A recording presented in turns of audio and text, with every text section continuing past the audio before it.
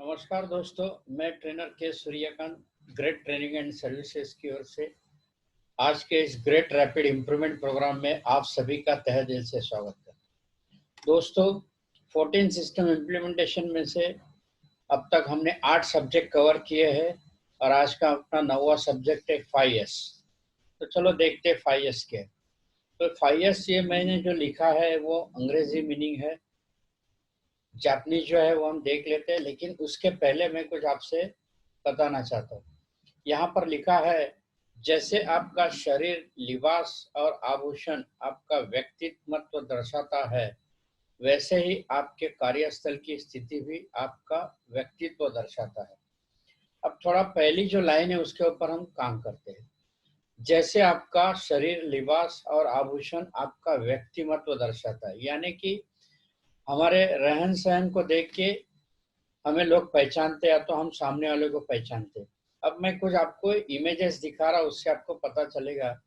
जैसे कि इस फोटो में दिखा है, एक बाबा है, तो उसे देख के हमें लगता है कि ये साधु बाबा है, क्योंकि उसके माथे पर तिलक है, उसके केशभूषा, वेशभूषा और गले में माला वगैरह, इससे ये शरीर और लिबास से पता चलता है कि ये साधु है। अब दूसरी इमेज है, इससे पता चलता है उनके ड्रेस कोड और उनके पोजीशन से कि ये जिम में एक्सरसाइज के लिए आए हुए लोग हैं। थर्ड इमेज जो है, यहाँ पर देखो उनका जो शरीर, लिबास और आभूषण, इससे पता चलता है कि ये दूल्हा दुल्हन है।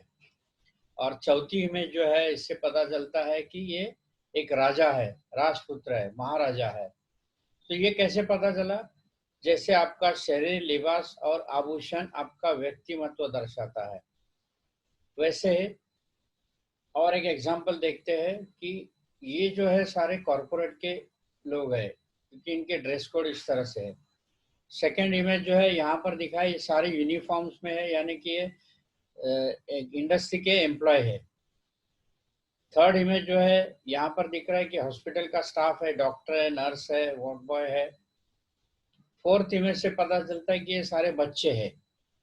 देखो यहाँ पर मैंने ये शब्द प्रयोग किया है कि ये बच्चे हैं। अब वही बच्चे जब यूनिफॉर्म में आते हैं तो इन्हें कहते हैं स्टूडेंट, यानी स्कूल के बच्चे। तो जैसे ही अपना शरीर और लिबास चेंज होता है, उस तरह से उनकी आइडेंटिफिकेशन चेंज होती है। सो वैसे ही आपके कार्यस्थल की स्थिति भी आपका व्यक्तित्व दर्शाती है। अब कार्यस्थल की स्थिति कैसे डिसाइड होगी? तो ये 5S से, जापानीज में इसका इनोवेशन हुआ है। 5S यानी ये एक एक शब्द के एक एक अक्षर है और उसको मिला के 5S होता है। तो अब देखते हैं कि पहला शब्द जो है सेरी, दूसरा जो है सीतो, थर्ड जो है सीसो, फोर्थ है सिकेत्सु एंड फिफ्थ जो है सिट्सुके। ये 5 मिला के इनका इनिशियल लेके किया गया 5S। अब इसको अंग्रेजी में हम देखेंगे, हम पहले देखा वो जापानीज था, अब ये अंग्रेजी में होता है sorting, systematic, sweeping, standardize and self discipline. ये हम सबको समझने में आसान होगा करके मैंने इसको अंग्रेजी में आपको बताने की कोशिश की है। सो पहला है जो है सेरी, जापानीज में है और अंग्रेजी में होता है सॉर्टिंग, और उसी तरह हिंदी में उसका होता है छटाई, यानी ये एक और आसान तरीका है। अब सॉर्टिंग का मतलब होता है कि अनावश्यक वस्तुओं को अलग करना, जो चीज अनावश्यक है उसे हटा देना। ये एकदम आसान डेफिनेशन है। इसका मतलब ये होता है कि मैं आपको 2-3 एग्जाम्पल दूंगा, उससे आपको समझ में आ जाएगा कि पहले तो शब्द से आपको पता चल गया होगा कि सॉर्टिंग और छटाई का मतलब क्या है। यानी अनावश्यक वस्तुओं को हटाना है। आप जहां पर भी काम करते हैं, कि मान लो आप एक ऑफिस में काम करते हैं, आपका एक ऑफिस टेबल है, उस टेबल में 3 ड्रॉवर है और टेबल के ऊपर लैपटॉप हो सकता है, तो पेन, डायरी जो भी है वो अगर इधर उधर बिखरा है और या तो उसको ठीक रखना है। ड्रॉवर में काफी सारी चीजें हम ला के रख देते हैं, यानी जो भी चिट्ठी आए, कुछ वस्तु आए, पेन आए, पेंसिल है, डायरी है और काफी सारी जो काम की चीजें है वो उसी ड्रॉवर में हम डंप करते जाते हैं। और जब कोई चीज चाहिए तो हमें वो सॉर्टिंग करना पड़ता है, ढूंढना पड़ता है। ये जो समय है ये हमारा वेस्ट हो जाता है, क्योंकि वैल्यू एडिशन टाइम है वो अनवांटेड थिंग्स को अलग करके वांटेड थिंग्स को फाइंड आउट करने में जाता है। इसलिए पहला एस हमें करना है सॉर्टिंग, उस ड्रॉवर को पूरा साफ करना है। और जो काम की चीजें आज अभी इस समय आपको जो लगने वाले रूटीन काम में, उसी को आपको ठीक से रखना है। और बाकी बिना काम की चीज है जो काफी दिन से आपने लेके रख दिया था काम की है करके, जो आज आपके लिए काम की नहीं होगी, उन सबको अलग कर देना। अनावश्यक है तो आपको निकाल देना है। इससे फायदा क्या होगा कि इस्तेमाल के लिए ज्यादा जगह मिलेगी और अव्यवस्था दूर होती है। यानी जो अनवांटेड थिंग्स आपके ड्रॉवर से स्वाभाविक निकल जाएगी, तो जो काम की वस्तु है वही है, तो डायरी, पेन, स्केल, जो भी है, पेंसिल, वो तुरंत आपको ड्रॉवर खुलते ही दिखाई देगा और नीट एंड क्लीन रहेगा। तो आपको भी काम इमीडिएट विद इन सेकेंड मिल जाएगा। तो काम में भी आपको प्रसन्नता मिलेगी और नीट एंड क्लीन रहेगा। ये रहा आपके वर्किंग टेबल की बात कर रहा हूँ मैं। अब जाते हैं इंडस्ट्री में। हम अगर जिस ऑफिस में या कंपनी में या डिपार्टमेंट में वर्कशॉप में काम करते हैं, उस वर्कशॉप में भी ऐसी काफी सारी चीजें होगी, तो वहां पर भी अनवांटेड थिंग्स निकालना शुरू करो। लेकिन जब किसी ऑर्गेनाइजेशन में हम काम करते हैं, तो उस वस्तु को आप इमीडिएट स्क्रैप में नहीं डाल सकते, क्योंकि भले वो अच्छी हो, लेकिन आज आपके काम की नहीं है। आपके डिपार्टमेंट में आपके वो उस वस्तु के लायक मशीन अभी बेच दी होगी, तो उस वस्तु को अगर अच्छी है तो उसे रेड टैग लगाना है और उसको कंपनी में एक जगह डिसाइड करके उस जगह पर सबको रखना है। और उस वस्तु को हमें क्या क्या करना है, तो या तो उसके ऊपर लेबल रेड टैग जब हम बनाएंगे, तो पहले तो उस वस्तु का नाम, वो क्या चीज है, फिर उसका मॉडल नंबर, वो किस कंपनी की है और वो किसके लिए हमने लाई थी, वो डिटेल में लिखना है। फिर उसका अगर वैल्यू कुछ निकाल सकते हैं तो वो उस पर लिख सकते हैं। और उसकी अभी प्रेजेंट कंडीशन क्या है, अच्छा है, खराब है, या तो निकाल के यूज किया हुआ जो चीज रखा था, जो भी है पूरा डिस्क्रिप्शन में लिखना है। और उसके बाद वो किसने निकाला है, किस डिपार्टमेंट से निकाला, वो भी उसमें लिखना है रेड टैग में। तो सब कुछ करने के बाद वो डेट वगैरह डिटेल में लिख के सिग्नेचर करके उस वस्तु को टैग लगा के एक प्रॉपर जो डिसाइडेड स्पेस है वहां पर जाके रखना है।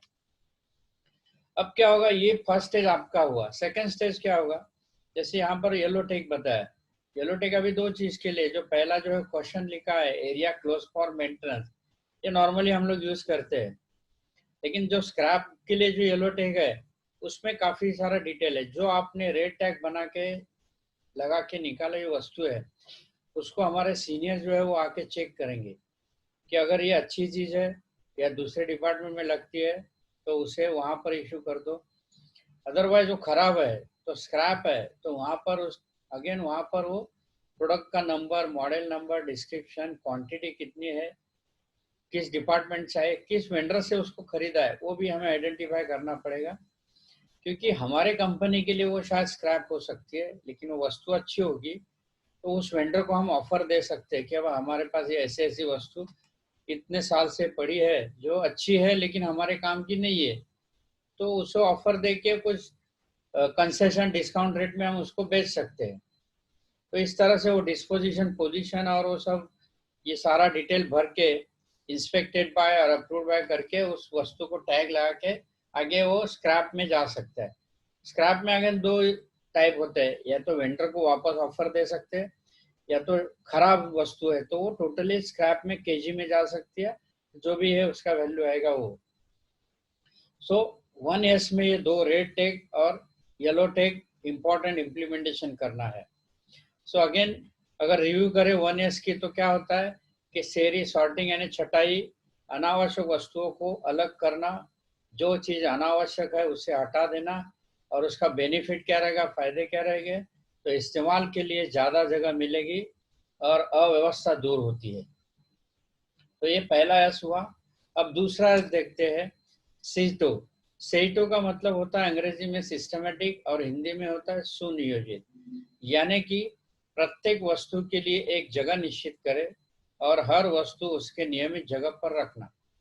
जैसे कि हमने पहला एस किया, सीरो यानी सॉर्टिंग करके, छटाई करके अनवांटेड थिंग्स को बाजू में कर दिया और अच्छी चीजें वापस उसको जगह, अब उसको जगह करते समय सुनियोजित जगह करनी है ताकि वो सिस्टमेटिक रहे। और जो काम की नहीं है, आपके काम की नहीं है लेकिन कंपनी के लिए वैल्यूएबल है, इसलिए उसको एक जगह डिसाइड करना है कि स्क्रैप वस्तु के लिए जगह है, और इसके लिए हायर मैनेजमेंट आके डिसीजन लेके कॉल लेंगे क्या करना है। इसके लिए प्रत्येक वस्तु के लिए एक जगह सुनिश्चित होनी चाहिए और हर वस्तु उसके नियमित जगह पर रखना चाहिए। ये नियम हमें ध्यान रखना है। इसके फायदे क्या होंगे कि वस्तुओं को ढूंढते रहने की परेशानी से बचा होगा और समय की बचत होगी। सामान यहाँ वहाँ गिरता नहीं, सुरक्षित रहता है। अब हम सबको ये अनुभव है, हम इंडस्ट्री में काम करते हैं, डिपार्टमेंट में काम करते हैं, काफी सारा सामान इधर उधर बिखरा रहता है। जब कोई इंसिडेंस होता है या तो इमरजेंसी आती है, मशीन ब्रेकडाउन होता है, तो टूल्स ढूंढने से शुरुआत होती है। फिर स्क्रूड्राइवर किधर है, टेस्टर किधर है, जो पकड़ पाना मिला है वो भी कंडीशन में नहीं है। इसमें यानी प्रोडक्टिविटी का जो समय है वो वस्तु ढूंढने में ही जाता है। यानी 2 घंटा हो सकता है, 2 घंटा 1 घंटा, या जो डिपेंड ऑन वहां पर। फिर वो मालूम पड़ा अभी नहीं मिल रहा है, नया लेके आओ। फिर वो फैक्ट्री से निकल के नया लाने तक वो जो प्रोडक्टिविटी टाइम है वो वेस्ट हो रहा है। क्यों? क्योंकि हमने वो प्रत्येक वस्तु के लिए एक जगह निश्चित नहीं की है और काम हुआ कैसे भी रख दिया। तो हमारा S1 के साथ S2 भी उतना ही इम्पोर्टेंट है, जो हमें मेंटेन करना चाहिए, ताकि फायदे हमें मिले कि वो वस्तु ढूंढने में परेशानी नहीं हो, समय की बचत हो और सामान यहाँ वहाँ गिरता नहीं, सुरक्षित रहता है। यहाँ पर S1 और S2 अगर मेंटेन किया तो कंपनी का प्रोडक्टिविटी टाइम और कॉस्ट कटिंग भी बहुत इम्पोर्टेंट रोल यहाँ पर प्ले कर सकता है। अब तीसरा जो है सीसो। सीसो यानी स्वीपिंग, यानी हिंदी में कहा जाए तो साफ सफाई। काम करने वाली जगह हमेशा साफ रखे। प्रत्येक यंत्र, सामान, उपकरणों की नियमित सफाई कीजिए। पहले तो ये समझना है कि हम जिस कंपनी में काम करते हैं, हम जिस ड्रॉअर पे काम करते हैं, हम जिस ऑफिस में काम करते हैं, काम होते ही हमें अपनी जगह को साफ सुथरा रख के निकलना है, ना कि सुबह आके पहले साफ सफाई करनी है। तो ये पहला नियम है। दूसरा नियम, जैसे कि हमने पहले सॉर्टिंग करके सब कुछ अनवांटेड थिंग निकाल दिया, तो वहां पर जगह खाली हो जाती है। जो जगह अब तक बिना वजह के सामानों से भरी थी, वो जगह अभी खाली हो गई। तो उस जगह को ठीक से साफ सुथरा करना और उसको प्रॉपर अरेंज करना है S2 के हिसाब से, सिस्टमेटिक। वहां पर हो सकता है उस जगह पर रैक आ सकता है और कुछ ऑफिस सेटअप हो सकता है, तो उसको ठीक से करना। प्लस हम जिस ऑर्गेनाइजेशन में काम करते हैं, हमारे कंप्यूटर हो सकते हैं, मशीनरी हो सकती है, टूल्स हो सकते हैं, रैक्स हो सकते हैं, काफ़ी सारी चीज़ें हैं। उसको हर दिन हर समय साफ सुथरा रखना चाहिए, ताकि वो फायदा क्या रहेगा उसका कि स्वच्छ और प्रसन्न वातावरण की निर्मित होगी। यानी आप जहाँ पर काम करने बैठते, वो माहौल अगर नीट एंड क्लीन रहेगा तो आपको भी काम करने में प्रसन्नता रहेगी, आपकी खुद की अपनी काम करने की क्वालिटी बेहतर होगी और आपका स्किल भी अच्छी तरह से परफॉर्म कर सकता है। प्लस कार्यस्थल आनंददायी बनता है, क्योंकि जिस जगह कार्यस्थल में अगर साफ सुथरा है तो नेचुरली आपको भी हैप्पीनेस मिलेगा और नीट एंड क्लीन देख के हमेशा किसी को भी अच्छा लगता है। जिस तरह से हम किसी मंदिर में जाते हैं, हम ऑफिस में अच्छे अच्छे कंपनी कॉर्पोरेट ऑफिस में जाते हैं, तो वो देख के हमें लगता है वाह किस तरह से ऑफिस है, काश हमारा भी ऑफिस और कंपनी ऐसा होता। दोस्तों, ये कोई ऊपर से नहीं होता है, ना ही आसमान से होता है ये चीज। ये खुद को इम्प्लीमेंट करती है अपनी जगह पर। जब तक आप पहल नहीं करोगे उस स्वच्छता अभियान में, तब तक ये आनंददायी वातावरण आपको खुद को ही निर्माण करने को अनुभव में नहीं मिलेगा। तो तीसरा जो है साफ सफाई, यानी आप जिस भी जगह पर काम करते, जो भी काम करते, वहां पर नीट एंड क्लीन मेंटेन करना चाहिए। अब चौथा ऐसा आता है सेकित्सु। सेकित्सु यानी स्टैंडर्डाइज, यानी प्रमाणित करना। हमने जो भी साफ सुथरा किया है, सिस्टमेटिक रखा है, तो वो सिस्टमेटिक को अभी आइडेंटिफिकेशन की जरूरत है। जैसे कि आवश्यकता के अनुसार सामान ऊपर या नीचे रखे, वस्तुओं के नाम और जगह की पहचान के लिए रंग, आकार, चिन्ह, इन सभी का प्रयोग करें। जैसे कि मैंने पहले एग्जांपल दिया था, आप ऑफिस में है तो आपके ड्रॉअर के जो अनवांटेड थिंग्स निकाल के वांटेड थिंग रखना है। तो ये अभी आपने ठीक से तो रख दिया, लेकिन उसको ठीक से उसको आइडेंटिटी किया हुआ। ऊपर के ड्रॉअर में आपको diary, pen, calculator, pencil, scale ये रखना है, क्योंकि ये फ्रिक्वेंटली यूज होता है। सेकेंड ड्रॉअर में हो सकता है कि जो कभी कभार लगने वाली चीज है, थर्ड ड्रॉअर में, और जो है बाद देरी से लगने वाली वस्तु है। तो इस तरह से आप रख सकते हैं। वस्तुओं के नाम और जगह की पहचान के लिए रंग, आकार, चिन्ह, इन सभी का प्रयोग करें। अब हम ऑफिस में, फैक्ट्री में जो काम करते, डिपार्टमेंट में, जहां वहां पर भी हम सिस्टमेटिक सब रखने के बाद वो हर एक वस्तु को हमने आइडेंटिफिकेशन देना है। जैसे कि हम स्टोर में अगर कुछ रैक में सामान रखते हैं तो उस रैक को नंबर होता है, लेकिन जो वस्तु समझो, मान लो एक पर्टिकुलर इंजीनियरिंग आइटम रखा है उस रैक पे, तो वो जहां पर रखा है वो रैक के ऊपर भी उसका आइडेंटिफिकेशन होना चाहिए उस प्रोडक्ट का, वो मटेरियल का, और वो मटेरियल को भी टैग होना चाहिए, ताकि उस रैक से जब वो प्रोडक्ट उठाया जाएगा तो जगह खाली होने के बाद पता चलेगा कि ये जगह इस वस्तु के लिए यहाँ पर ही रखनी है। काफी सारे कंपनियों में क्या होता है, टूल बोर्ड होता है टूल शॉप में, तो वहां पर टूल बोर्ड तो रहता नहीं है, इधर उधर बिखरे हुए रहते हैं टूल्स, सारे टूल्स ढूंढने में ही समय जाता है। तो उधर ठीक से हम टूल बोर्ड डिस्प्ले कर सकते हैं, और जितने टाइप के स्क्रूड्राइवर्स है, स्पैनर है, प्लायर्स है, वो हर एक का पिक्चर भी, इमेज, जैसे कि वहां बताया चिन्ह, चिन्ह आकार, यानी वो स्क्रूड्राइवर का शेप रख के उसका शेप डिजाइन करना और वहां पर उसका नंबर लिखना, कि मान लो टेस्टर है 832 नंबर का, तो उसका वो स्केच बना के उधर नंबर भी लिखना, यानी वहां से किसी ने अगर लिया भी तो वो खाली जगह से पता चलेगा यहाँ पर 832 नंबर का टेस्टर था, स्क्रूड्राइवर था, जो अब जगह पर नहीं है, तो पता चल जाएगा तुरंत। ये छोटी छोटी चीजें हमें अपने कार्यस्थल पर करनी है। इसका फायदा क्या होगा, चीजें तुरंत मिलती है और काम अच्छा और जल्दी होता है। यानी हर चीज अपने जगह पर रहने से क्या होता है, इमीडिएट आपको मिल जाता है, और ढूंढने का समय, आप इमेजिन करो कि आपका जो ढूंढने में समय कितना ज्यादा आपके वर्क प्लेस पे, वो अगर ये सिस्टम मेंटेन करेगा तो आपको हर चीज तुरंत मिल जाएगी, कुछ सेकंड में मिलेगी। जबकि शायद आपके डिपेंड है, आपके कार्यस्थल पे आपका काम करने का तरीका कैसा है, मिनट लगते होंगे या तो घंटे लगते होंगे, आई डोंट नो। जहां तक मुझे मालूम है काफी सारे इंडस्ट्री में ये सिस्टम नहीं है, वहां पर काफी समय जाता है, और फिर लोग वो परचेस करने के लिए दुकान में निकल जाता है, और 4 घंटा वो मशीन ब्रेकडाउन में रहता है और उसका नॉन प्रोडक्टिव में जाता है वो समय, बिकॉज ऑफ ये हमारी सिस्टम मेंटेन नहीं होने के कारण। पांचवा एस देखते का मतलब होता है सेल्फ डिसिप्लिन, यानी आत्मानुशासन। प्रत्येक कार्य करते समय अनुशासन सहित निर्धारित नियमों का पालन करना चाहिए और मानक बनाए रखना चाहिए।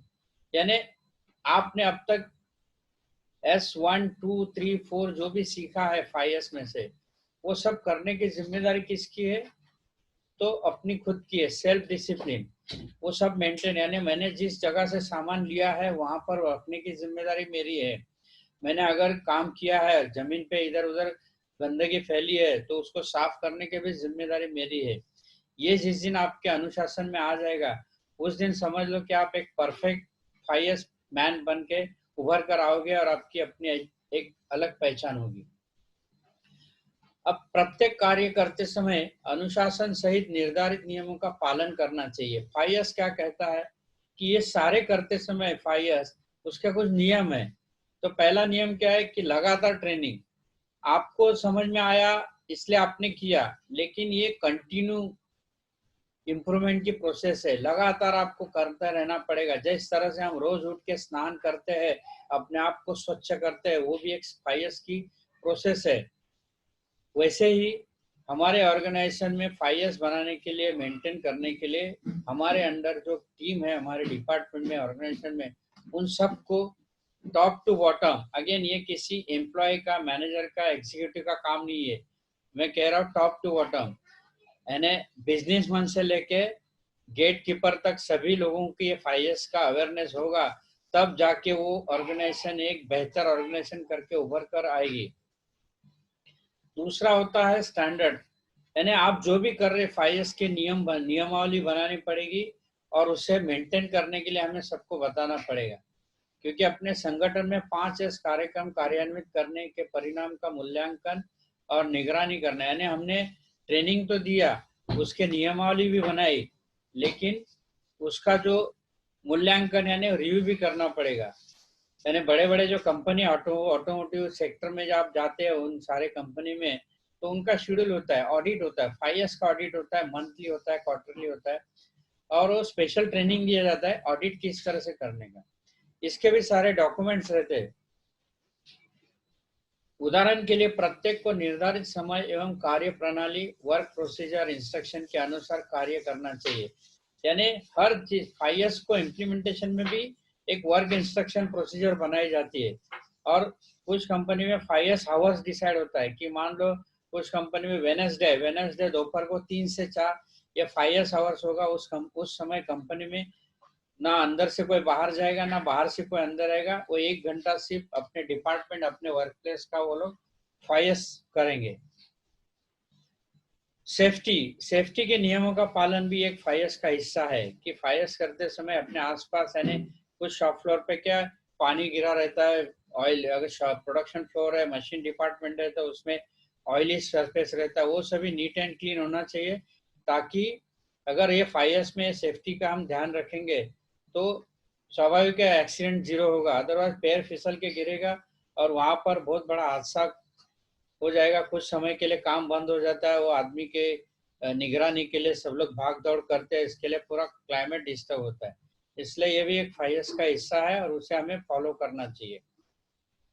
सो अगेन 5S का अगर रिव्यू करते हैं तो एक तो इन शॉर्ट यही है कि सेल्फ डिसिप्लिन है। हम जो भी काम करेंगे आज के बाद, वो जो भी करते हैं उसके ऊपर से जो भी होने वाला है, उसके अच्छे बुरे परिणाम, वो सबको ठीक से बनाने की और मेंटेन करने की जिम्मेदारी सिर्फ आपकी और आपकी रहेगी। इसलिए प्रत्येक कार्य करते समय अनुशासन सहित निर्धारित नियमों का पालन करना चाहिए। मानक बनाए रखना, यानी स्टैंडर्ड मेंटेन करो। उसके बेनिफिट क्या रहेंगे, तो गुणवत्ता और कार्य कुशलता बढ़ती है। दोस्तों, ये सबसे बड़ा बेनिफिट है। काम करने वाले एम्प्लॉय की, स्टाफ की, एग्जीक्यूटिव की तो क्वालिटी और स्किल डेवलप होती है, एज वेल एज उस प्रोडक्ट की भी बढ़ती है, उस डिपार्टमेंट की भी क्वालिटी और इफिशिएंसी बढ़ती है और एक आदर्श कार्यस्थल बनता है। ऑडिट में ये सारे पॉइंट कंसीडर होते हैं। उस ऑडिट में डिपार्टमेंट में किस तरह से 5S मेंटेन होता है और वो सारे चीज आपको फायदे देते हैं। अगेन यहाँ पर जो जैसे अंग्रेजी में बताया, ये अपने 5 उंगलियों के ऊपर मैंने एक सिंबॉलिक किया है कि सॉर्टिंग, सिस्टमेटिक, स्वीपिंग, स्टैंडर्डाइज और सेल्फ डिसिप्लिन। इन सबको अपने DNA में सेट करना है कि 24 घंटा अपने में ये 5S सेट करके रूटीन काम में उसको यूज करना है, ताकि ये 5S जो है पर्सनल लाइफ से लेकर प्रोफेशनल लाइफ तक आपके जीवन का हिस्सा होना चाहिए। तब जाके ये आप जो भी काम करोगे परफेक्ट करोगे। और आज के बाद आपको एक लोगों का देखने का नजरिया, जैसे कि शुरुआत में बताया कि जैसे कि शरीर, लिबास और आभूषण देख के आपका व्यक्तित्व दर्शाता है, उसी तरह से आपका कार्यस्थल देख के भी आपका व्यक्तित्व दर्शाएगा। यानी आपका वर्क प्लेस देख के देखा जाएगा कि यहाँ के लोग कैसे, यहाँ के कंपनी के मालिक कैसे, कंपनी की सोच कैसी, वो सिर्फ देख के पता चलता है।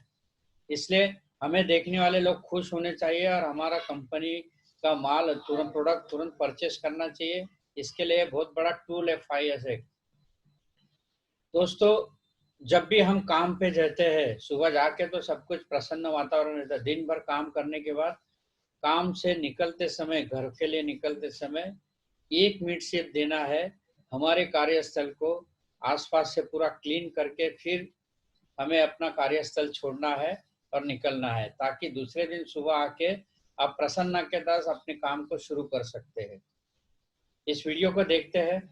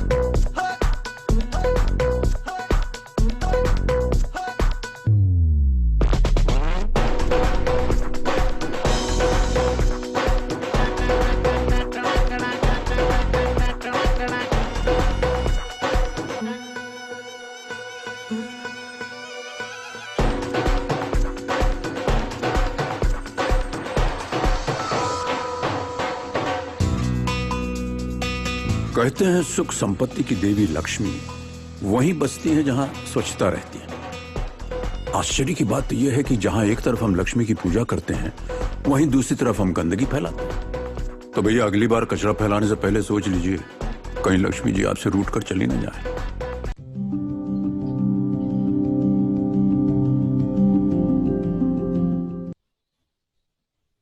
दोस्तों एक छोटा सा मैसेज था इस वीडियो के जरिए कि हमने 5S तो सीखा। अब 5S जो है सिर्फ कंपनी और कार्यस्थल के लिए अपेक्षित नहीं है। तो हम घर से काम पर जाते हैं और काम से घर आते समय जितने जगह का, जितने वस्तुओं का, जितने ट्रांसपोर्टेशन का इस्तेमाल होता है उन सब को भी हमें 5S में मेंटेन करने की हमारी अपनी जिम्मेदारी है, ताकि 5वां S जो कहता है सेल्फ डिसिप्लिन।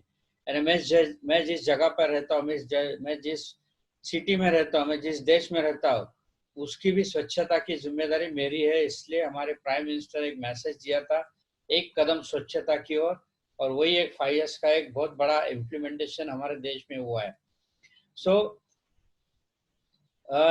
ये आज का कार्यक्रम यहीं पर समाप्त करता हूँ मैं। तो आपको समझ में आ गया 5S ये सिर्फ किसी ऑर्गेनाइजेशन के लिए या किसी सिस्टम का हिस्सा नहीं है। तो ये पर्सनल लाइफ से लेकर प्रोफेशनल लाइफ में जीने वाली एक जीवन प्रणाली है। आपके पूरे 24 घंटे की जीवन प्रणाली का एक हिस्सा यानी 5S है। So thank you very much. See you, bye bye, have a nice day.